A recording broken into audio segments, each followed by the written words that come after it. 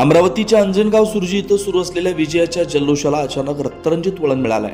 जल्लोषादरम्यान झालेल्या वादातून मोहम्मद जाकीर शेख नजीर यांची हत्या करण्यात आल्याची धक्कादायक घटना अंजनगाव सुर्जी इथं घडली आहे। या प्रकरणातील 12 आरोपी फरार आहेत। शहरात खळबळ उडाली आहे। विजयाच्या आनंदात जल्लोष सुरू असताना दोन गटांमध्ये शाब्दिक वाद झाला। हा वाद वाढत जाऊन हाणामारीत रूपांतरित झाला। याच दरम्यान मोहम्मद जाकीर शेख नजीर यांच्यावर प्राणघातक हल्ला करण्यात आला। गंभीर जखमी अवस्थेत त्यांना तातडीनं रुग्णालयात दाखल करण्यात आलं, मात्र उपचारादरम्यान त्यांचा मृत्यू झाला। घटनेची माहिती मिळताच अंजनगाव सुर्जी पोलीस ठाण्याचे अधिकारी घटनास्थळी दाखल झाले।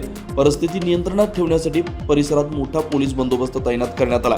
या घटनेमुळे शहरात तणावपूर्ण वातावरण निर्माण झालं। या प्रकरणी संबंधित कलमांखाली गुन्हा दाखल करण्यात आला असून फरार असलेल्या 12 आरोपींचा शोध घेण्यासाठी पोलिसांची पथकं रवाना करण्यात आले। घटनेचा पुढील तपास सुरू आहे। वेगवान घडामोडी पाहण्यासाठी आमच्या चॅनलला लाईक व सबस्क्राईब करायला विसरू नका।